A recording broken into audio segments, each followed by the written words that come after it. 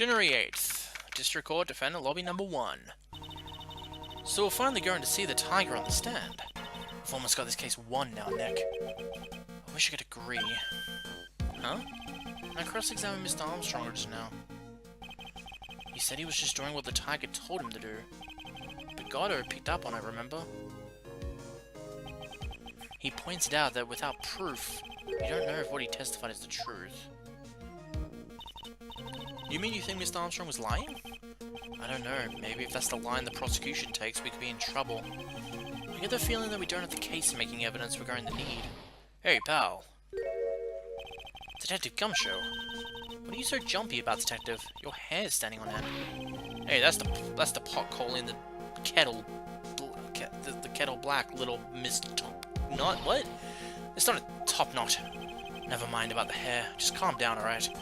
I can't stand still when I don't have a job to do. I get wound up. No kidding. You could have something you need me to do, pal. Anything. Well, hey, I'm gonna take a jog back down to the precinct. I could get some prints analyzed for you if you've got an hour. An hour? The trial will have reconvened by then. But Nick, we still don't have a really decisive piece of evidence, right? True, without some kind of trump card to pull out of the bag, we're really stuck. You said you'd get some fingerprints analysis done in an hour. You bet. In that case, would you mind checking the prints on this for me? This. Going back to the station anyway. Sorry. Station anyway, could you find out whose prints are on these? Oh, hey, that's the small bottle I gave back to you this morning. Yeah, I think it's time we solved the last mystery of who the prints on it belong to. Sure thing, pal. Actually, that's been gnawing at me too. Okay, I'll get this off to the lab right away. Make sure you don't lose the case before I get back. This is pretty much the final showdown, I guess. It's time to separate the phonies from the real guys. Yes, it is.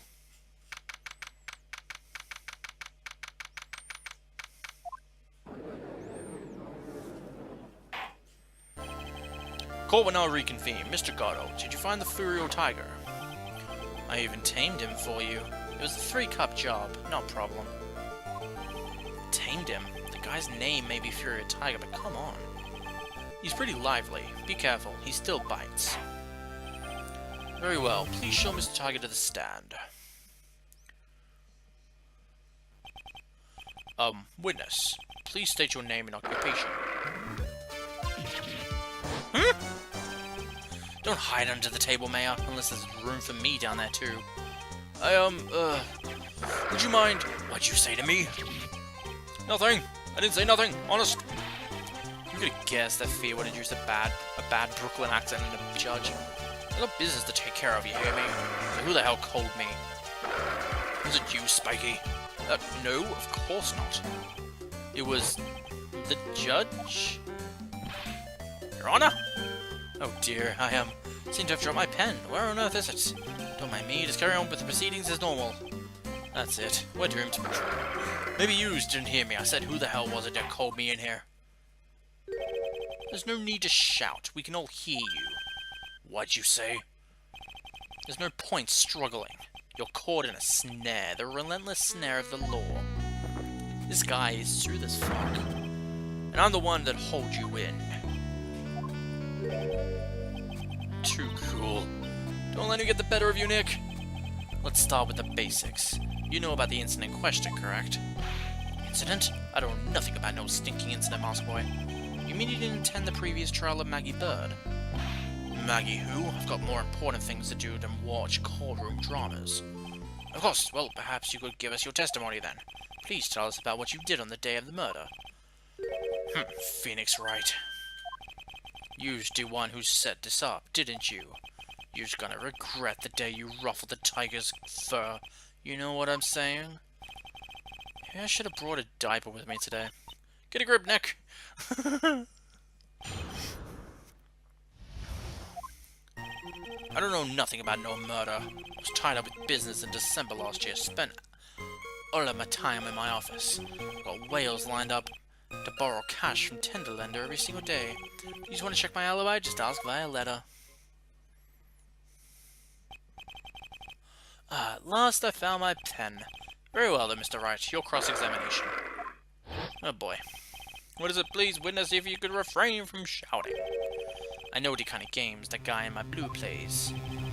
That lowlife ain't no lawyer, he just punches away at stupid details till he wins. Lowlife? Me? Listen up, smarty, every time you ask me some ding-dad doesn't relate to the place, I'm gonna bill you $50,000 and you're just gonna borrow the cash from me. That's one loan contract I refuse to sign.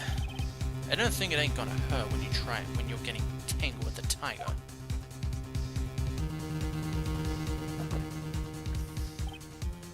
Huh, I love a good spectator sport. Here, just a minute. That's really not. This witness is, how can I put it, a hungry tiger roam in the urban jungle. Get on his bad side, and he'll bite everyone's heads off, yours too. Very well, I have no choice but to impose a penalty system here. You'd better be listening. I said I got business to take care of, big business. If I don't split now, I ain't gonna catch my bus. The court will impose a penalty for any irrelevant pressing of witness testimony. Keep that in mind as you begin your cross-examination, Mr. Wright. Yes, Your Honor. You can do it, Nick. Come out from there already, would you, Maya? Okay. He says he was in his office all day. I know that's wrong.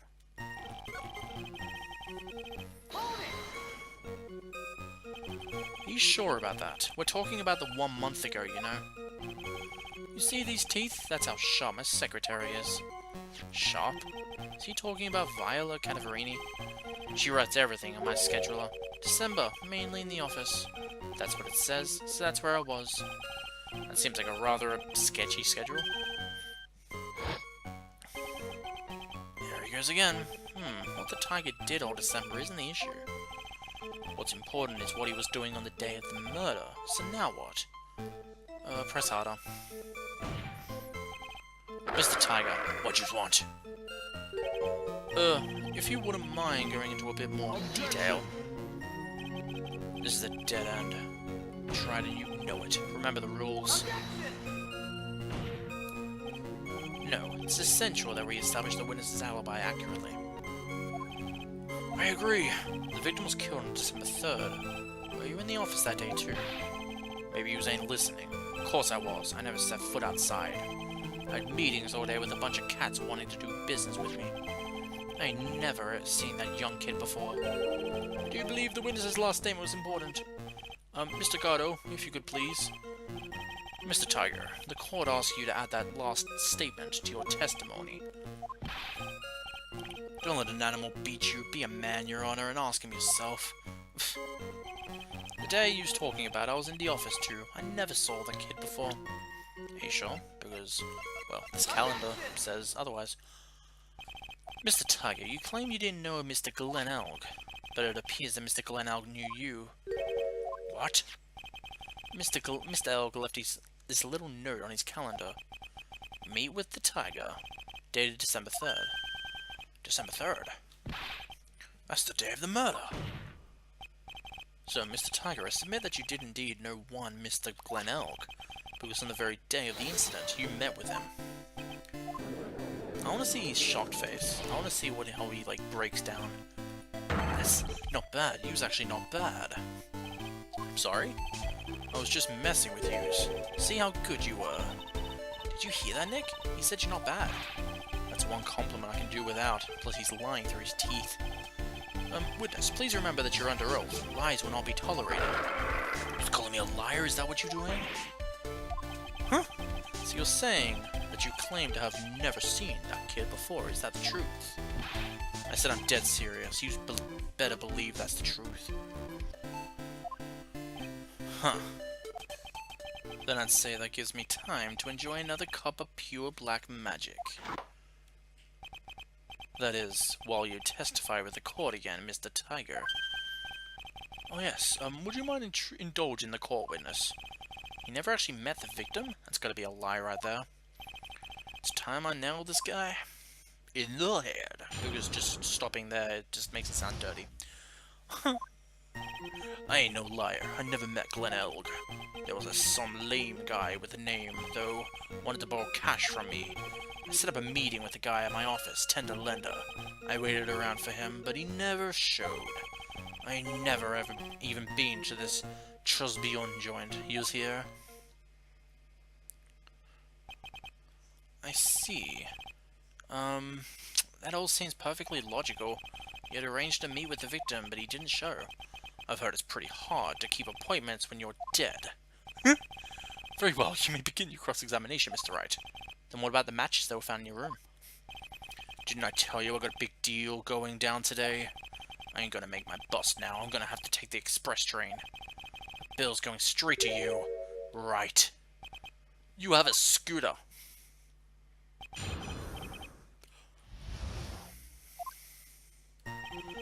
I ain't no liar. I never met Glen Elg. There was some lame guy with a name, though, wanted to borrow cash from me. Set up a meeting with the guy in my office. I waited around for him, but he ain't never showed. I ain't never been to that Trades Beyond joint. You here? You here? Oh, right. Wrong one. Anything of the statement, contradictions.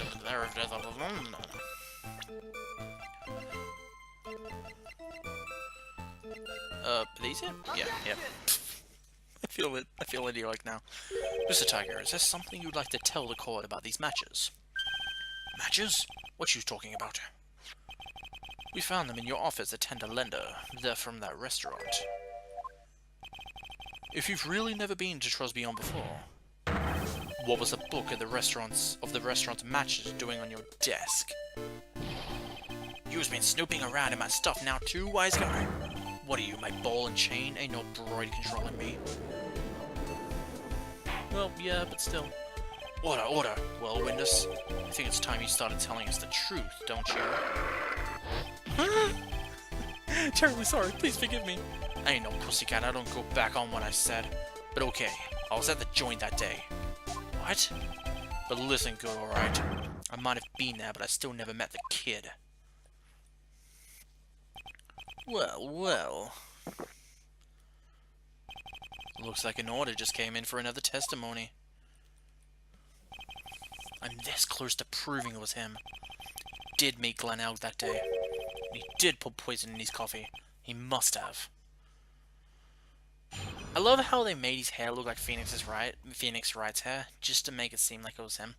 But yet the first 5 minutes of the proper game after the cutscene is just, oh, it's Fernie. At Trosbyon. I was supposed to meet with the kid at the restaurant that afternoon. When I opened the door to the joint, I saw one ugly scene. The guy was laid out over the table, stiff as concrete. I figured if the place wasn't hot already, it was gonna be, so I split. I heard the cop sirens on my way out, and I went straight back to my office. I see. You didn't actually meet with him in the end, then. Well, Mr. Wright, your cross-examination, please. Yes, Your Honor. Hold it. If I wait around here any longer, I ain't even gonna make the normal express. No more stupid questions. Huh. No problem. At any time Trap presses you on something irrelevant, I'll see he pays a penalty. Mr. Godot, that's my job. Your job is to slam that little hammer of yours and call a guilty verdict.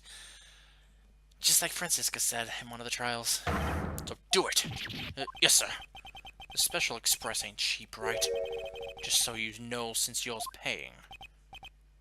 Oh man, doesn't the rule of law mean anything around here? I guess not. Okay.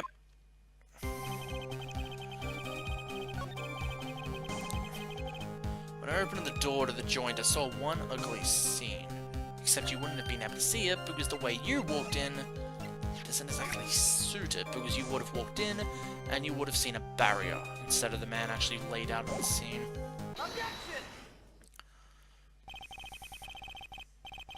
You're something of a loan-collecting pro, aren't you, Mr. Tiger? No one escapes the tiger's clutches. Well, I'm something of a lie-detecting pro. And no one escapes the Phoenix's clutches. I think it's time we get something straight. What's this, Trite? A new line of irrelevant questioning? These are the floor plans of the crime scene. You say you were standing at the entrance. Oh, that's where the entrance is. Sorry, I thought it was the middle, but I forgot there's like a rack there. From there, your field of vision would have covered an area something like this. Indeed, the witness would have had a clear view of the victim's seat. Isn't that what I just said? I saw the back of the kid's head. Unfortunately for you, that is not possible. If the court would think back, you'll remember that between each of the tables is a tall partition. Why, that's true. Now look at the plans again. The truth is painfully obvious. From the entrance, the field of vision of any customer walking in ends here. So from the entrance of the Trials Beyond, you couldn't have seen the victim's seat. But you did see the victim that day because you met with him. Wrong. Have you forgotten the old man's testimony yesterday? The victim was alone at his table. But the defense just proved that the point to be moot. The victim witnessed by Mr. Godot was not Glen Elg, but a fake. What? In order to have Mr. Godot false testify, the real killer posed as the victim he had just killed and acted out a charade. That will do. This trial has gone on long enough without the obvious question being answered. Who exactly was this real killer who impersonated the victim? You say the killer murdered Glen Elg, and then impersonated his victim in a performance for Victor Godot. In that case, Mr. Wright, reveal the identity of this killer to the court. It's him. Obviously. The killer is Furio Tiger. No one else could have done it. What? Well, witness? Now that's cute. You think you can pin this on the tiger?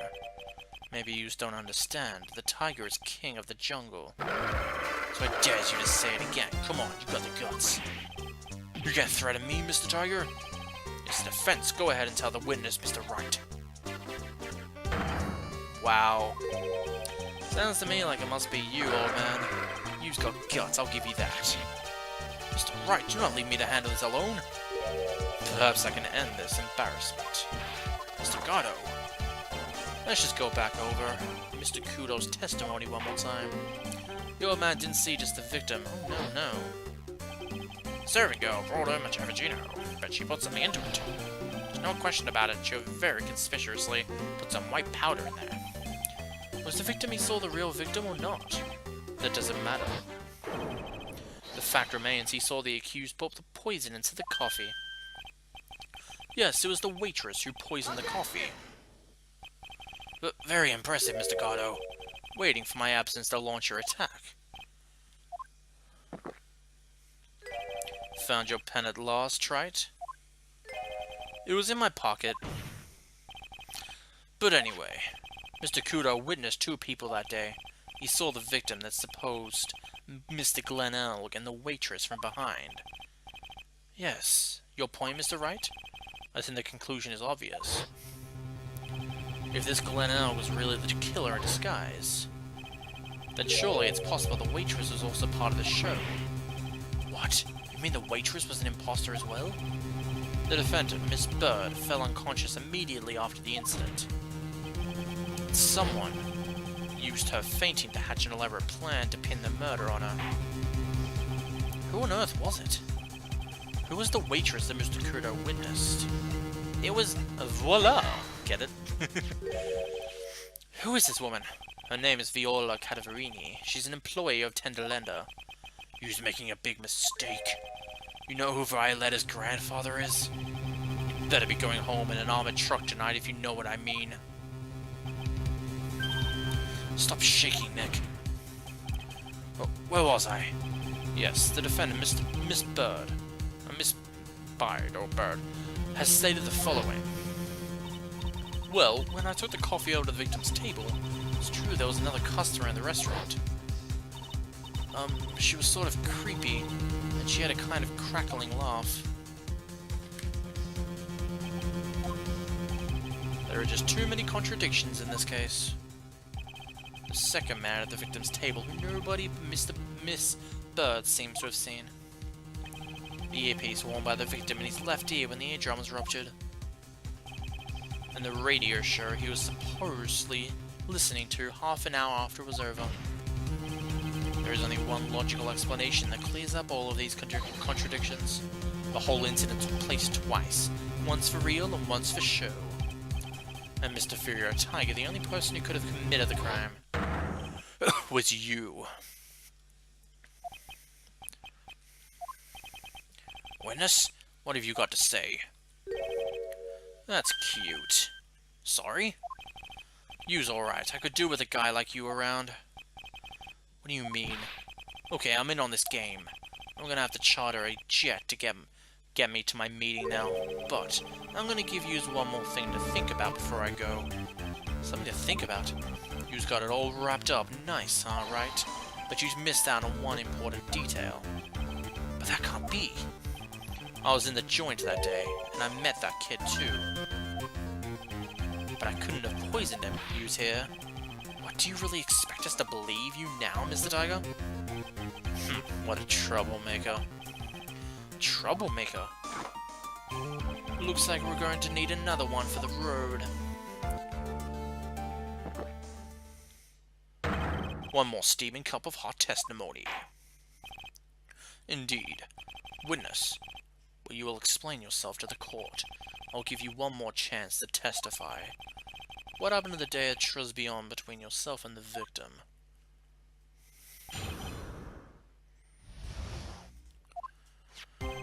Yeah, I loaned El Cash about $100,000. That day, we was due to have a little chat. The kid had hit his paycheck. Payback date. So anyway, he tells me he's got no way to pay up. But I'm about to flatten the guy when he starts screaming, "Yes, I won $500,000. He got lucky, you know, real lucky.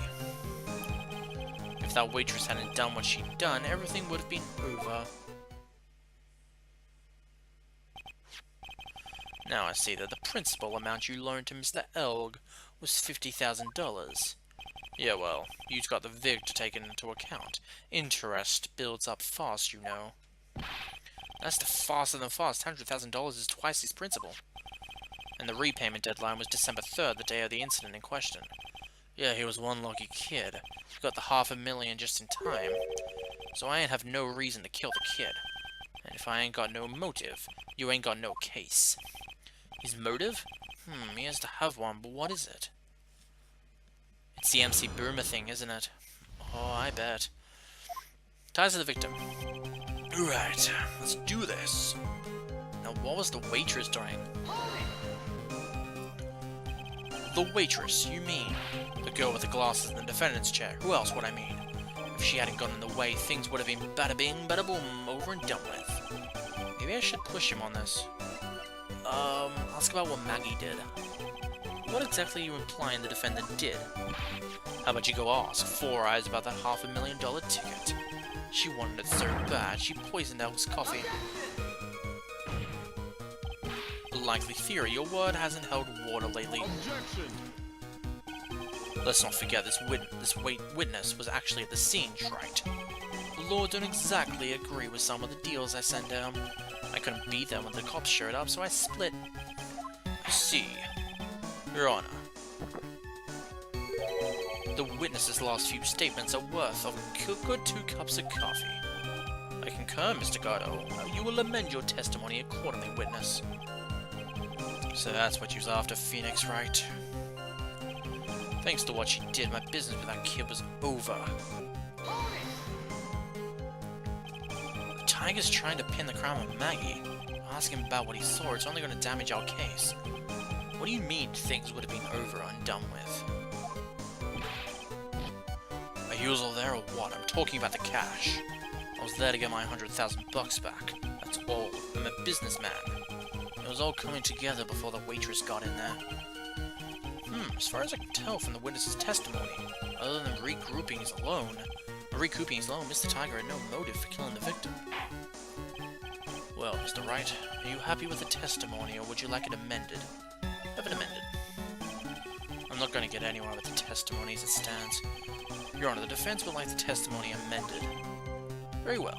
Witness, will amend your testimony to reflect your recent statements.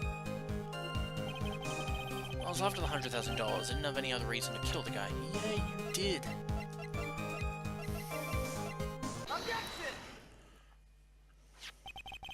So you just intended to get back the $100,000 Mr. Elg earned you. I loaned the guy the cash, so that's my right. Unfortunately for Mr. Elg, I don't believe the $100,000 is what you are after. Objection! What are you getting at, Trent? What else would a moneylender be after other than money? Oh, the moneylender was after money, but money in a totally different league. The kind of money that a single disc like this would fetch. What is that? A computer virus, Your Honor. A virus called MC Bomber. Computer virus? What does one of those do? A computer virus is a program that wreaks havoc on the insides of a computer. A computer? What does one of those do? Guess the beard isn't the only part of his honor that is from the Stone Age. I'll explain it to you later, Your Honor. Right now, this is the important point.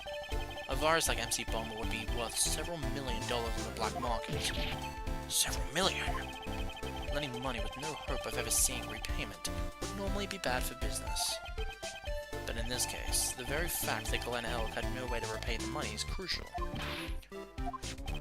Glenn Elg was a programmer, a highly skilled programmer. That skill was the collateral Mr. Elg put up in order to borrow the money. Objection! You're trying to suggest that the witness' motive was to get hold of that program? Exactly. The witness may have poor fashion sense, but he is by no means an idiot, Trent. A man like him could get his hands on $1 million without resorting to murder. Of course he could, provided that he had time. But what if he had needed the money right then? When the pressure's on, the luxury of choice tends to disappear. It seems you have a logical conclusion for this theory, Mr. Wright. Would you care to share it with us? Why did Mr. Tiger need money to the tune of $1 million? Well, he did try stealing it from me, sir. In December of last year, you found yourself in need of a huge amount of money. About 6 months ago, you were involved in a traffic accident, weren't you? An accident involving a car and a scooter in which a young woman was injured. She was taken to the hospital, where she underwent surgery. Oh, where did you get all this info? These medical papers document this treatment of the young woman in question. According to these, her operation cost $1 million. Payment for these expenses was due in December of last year, and was paid full. $1 million? Preposterous. Someone should sue those HMOs. No one would pay a bill like that. If the medical association got wind of it, the hospital would end up as a dead-ass morgue. Mr. Tiger had no choice but to pay, because his very life depended on it. He's sweating madly. Order! You say his life depended on him, Mr. Wright? Indeed it did, simply because the injured woman was none other than Viola Cadavarini. Did you say Cadavarini? Bruto Cadavarini, mob boss in charge of all underworld activities in the city. Doting grandfather to his precious Violetta, also known as Viola Cadavarini. That got him. Your life was in danger unless you paid compensation to the boss, correct? It makes sense. You were desperate to acquire the $1 million Cadavarini demanded of you. So desperate, in fact, that you decided to sacrifice Glenn Elg's life to pay your debt.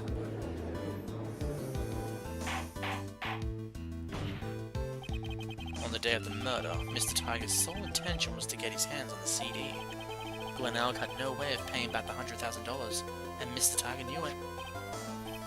But then a miracle happened. The kind that Mr. Tiger would prefer to say never happened, but he can't. Neither can I. The lottery win.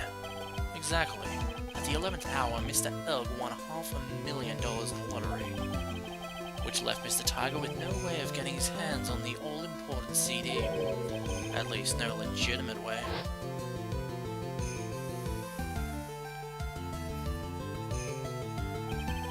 So he resorted to illegitimate means. That's crazy. He murdered Glenn Alg and then made his next move.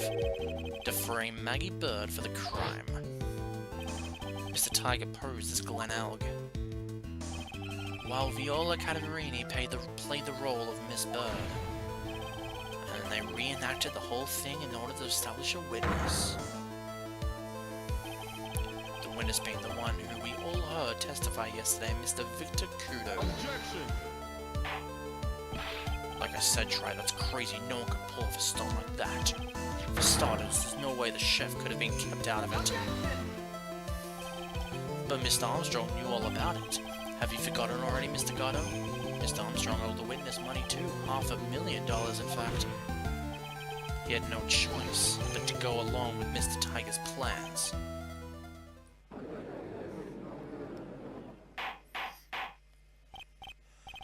Silence, or I will clear the courtroom. You just put me on a good show, Spiky. If you just want to stay alive in the loan shark business, you gotta be careful. You're saying I dressed up like that kid, created a witness, and framed someone? If I did something crazy like that, I'd leave a trail as behind us in a shirt. Right, sorry. I ain't dumb enough to do something sloppy like that. I agree. What? Despite your appearance, you were very careful. That's why you took one more precaution. One more trick to make sure Miss Bird had no way out. What? Another one? Mr. Wright.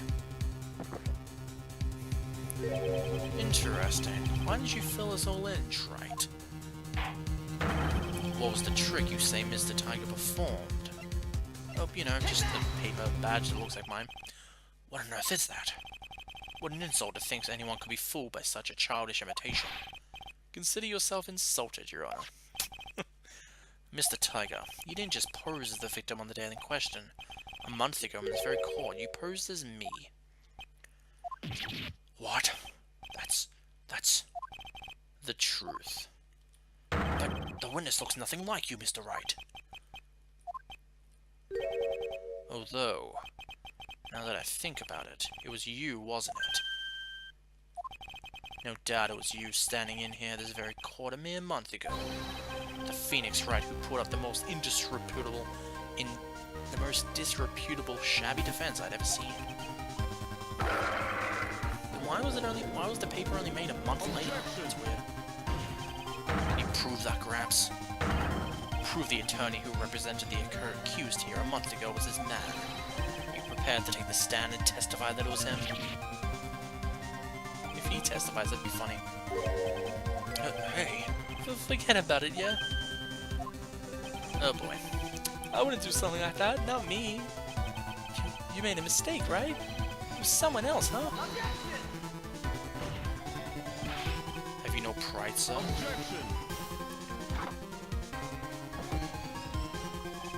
This isn't a matter of pride. In case you didn't know, tried here in court. I'm tried here in court, we deal with people's lives. Mr. Godot was right. Huh? Speaking for myself, I am absolutely convinced. The attorney in question was the witness standing before me now. However, I preside over the court as the judge with the invested power to hand down a verdict. Someone in my position cannot be swayed by a memory without evidence to support it.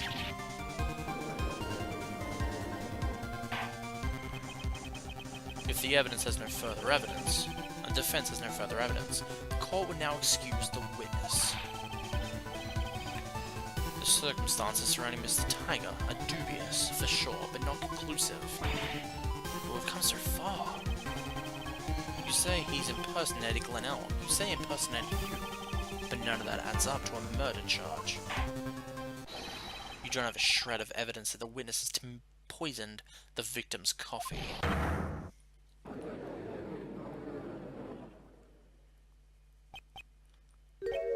Oh boy. Huh. Sucks to be you, right? Don't mess with the tiger or you're gonna get mauled, you got that. All we managed to do here was chase him around a bit. But I was so close to getting him to admit his own guilt. Looks like I won't be needing a refill. I just had one more piece of evidence. One more piece of evidence and maybe I could get Maggie off the hook. This witness's cross-examination is over. You are free to go, Mr. Tiger. Please say hold it. Yes, Gumshoe. Gumshoe? Your Honor, sir. Yes! Wait! Detective Gumshoe. Sorry it took so long, pal. I staked everything on this. My badge, this... something. So here it is. My heart's counting on this, too. What is it, Detective? Isn't it obvious, pal? It's the final decisive piece of evidence. What?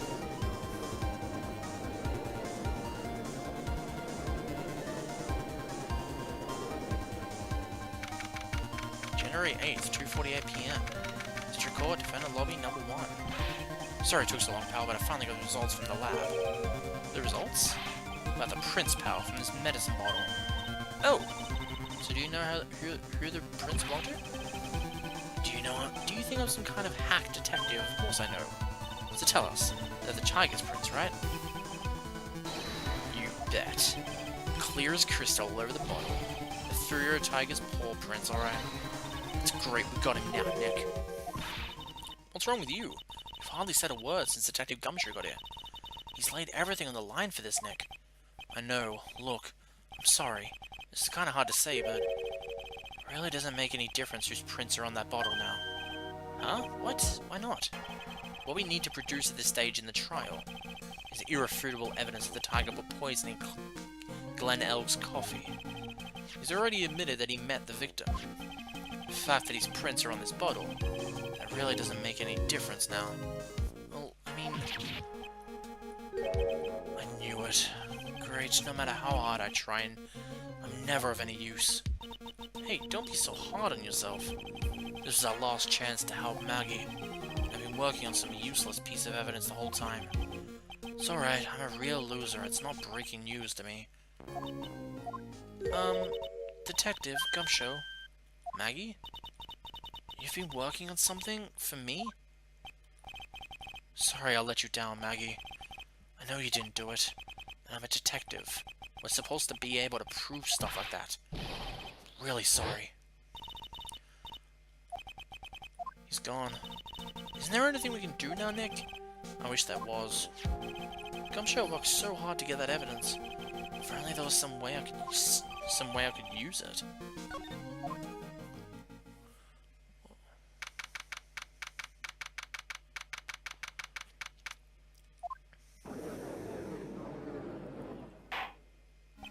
Mr. Wright.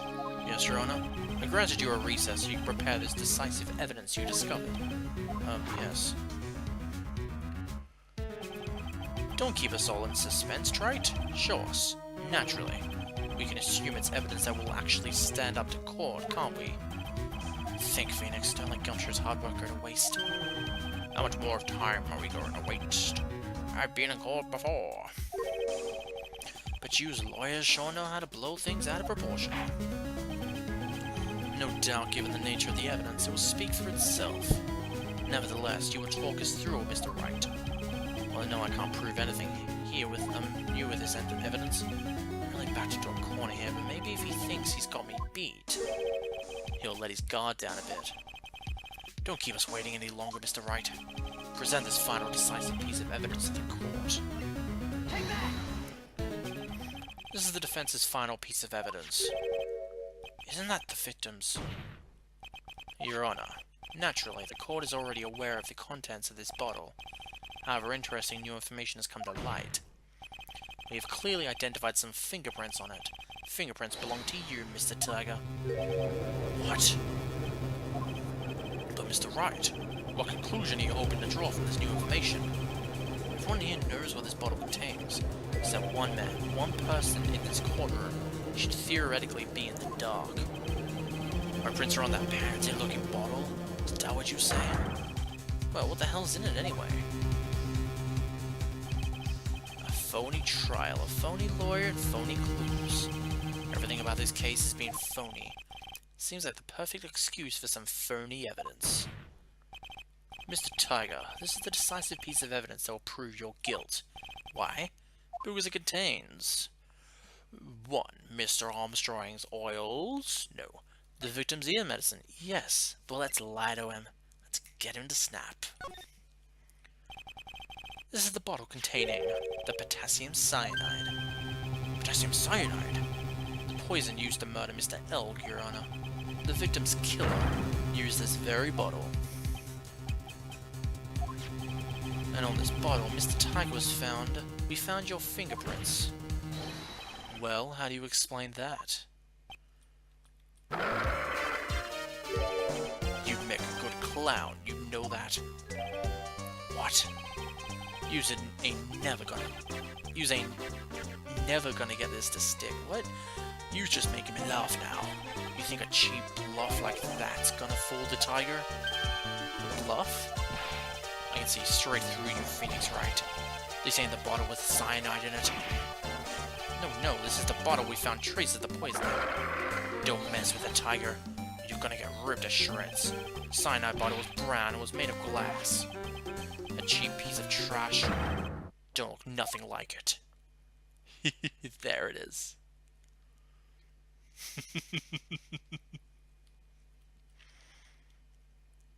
Genius. Goodbye. Smile? Got him at last. What? Why has everyone gone quiet? I said that bottle. It's this the bottle you're referring to? Yeah, that's it. That's the bottle the cyanide was in. But yous ain't gonna find my prints on that bottle. Don't let that cozy-looking suit fool you people. That lawyer's just playing games. Tell him, Godot. Tell him that guy where to go. You still haven't figured it out? Don't you realize what you just said? What I said? What did I just say? You were summoned to this court for the first time earlier today. If you really had nothing to do with the murder, you shouldn't have known all the little details. For instance, you shouldn't have known what kind of bottle the potassium cyanide was in. But just now you slipped up in front of every single person in this courtroom. You described the exact bottle used by the killer to hold the poison. Yous don't know who you's messing with. I'm the Tiger. I control millions of dollars on the black market. You think I'm gonna let some jumped-up suit get the better of me? Sure, the last piece of evidence was phony. But that's just what you deserve. The phony trial with a phony lawyer. It was all played out by you, the biggest phony of all.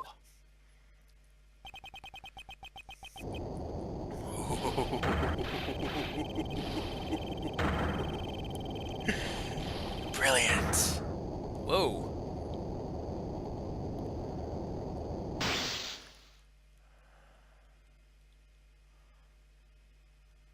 Okay. You destroyed the lights with his scream. What's going on? Looks like a blackout.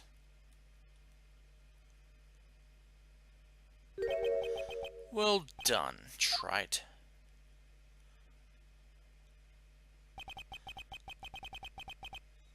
Oh no. Savor it. He's 17th cup. While you watch your caged prey.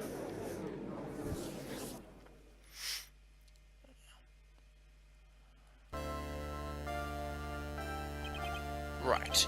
You caught a tiger by its toe, but if this one hollers, he won't be let go. The prosecution will be sure to take care of Mr. Tiger, won't you, Mr. Godot? He's being arrested on suspicion of the murder of Glenn Elg, Your Honor. Fortunately for us, we managed to recertify a very grave error. Miss Bird was found guilty in the absence of a genuine defense attorney. Yes, she was. And in the absence of a genuine evidence. But the Tiger made one mistake. Indeed. You very nearly got away with everything if it wasn't for that one slip of the tongue. Imperial Tiger is truly a frightening criminal. Huh. A truly frightening one is that defense attorney over there. Well, I'm now in a position to deliver my verdict. The court finds the defendant, Maggie Bird, not guilty.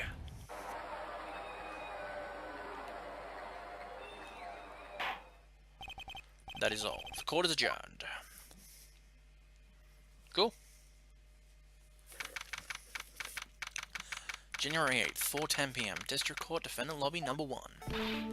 Mr. Wright, I'm at a loss for words. Thank you, sir. Congratulations, Maggie. I was so mad when Mr. Wright landed me in all that trouble a month ago. But now I feel like I could forgive him. Hey, that wasn't me, Maggie. That was the tiger.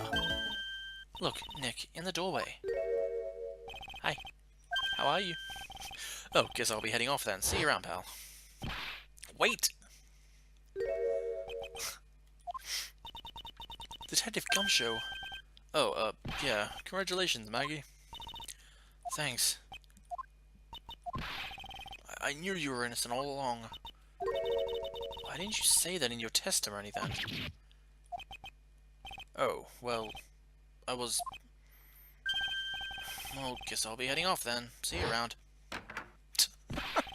Wait up! He just ran off. Maggie, why are you being so hard on him? He busted his butt for you. It's thanks to him that we got the medication ball. That wasn't even any use. But it's only because Mr. Wright used it so cleverly. Detective Gumshoe was just running around in circles. Poor guy. Looks like she still isn't ready to forgive him. Can't you put in a good word for him? Yeah, Maya's right. I should help Gumshoe out. It's clear he needs it. Maggie. You know, Detective Gumshoe has been really worried about you through all this.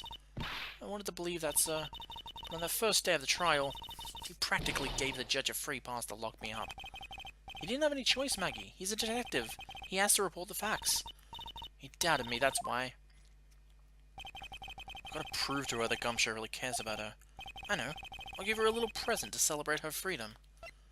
Dun dun doo doo doo. Here you are, a present to celebrate your freedom.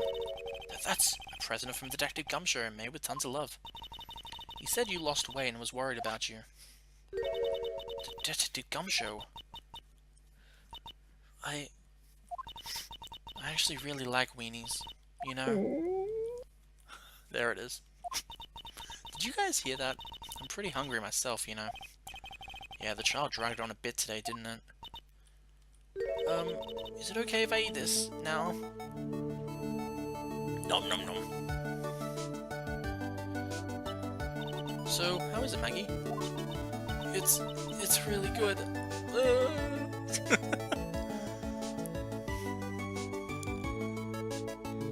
So, the case of Fernie versus Genuine comes to an end. The false allegations surrounding Maggie have all been cleared up. And who knows, maybe a whole new chapter of her life is about to start.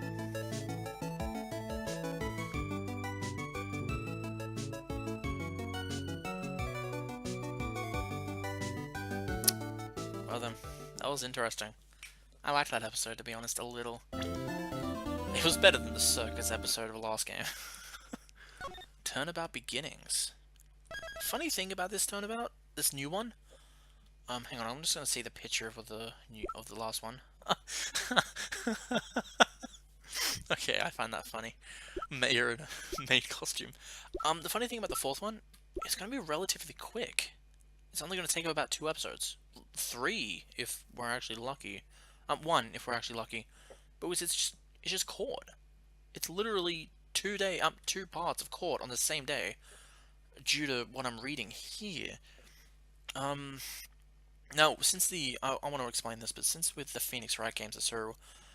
Well, they're not hard. I know exactly what to pin out, but it's the exact thing they're asking for you. It's like, oh, this certain bottle, and it's like, okay, I have several bottles.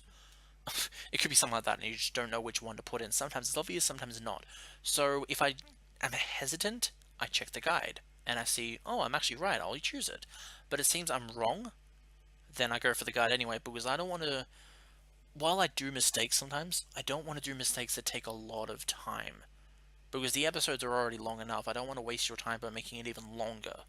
So hopefully you can forgive me for that.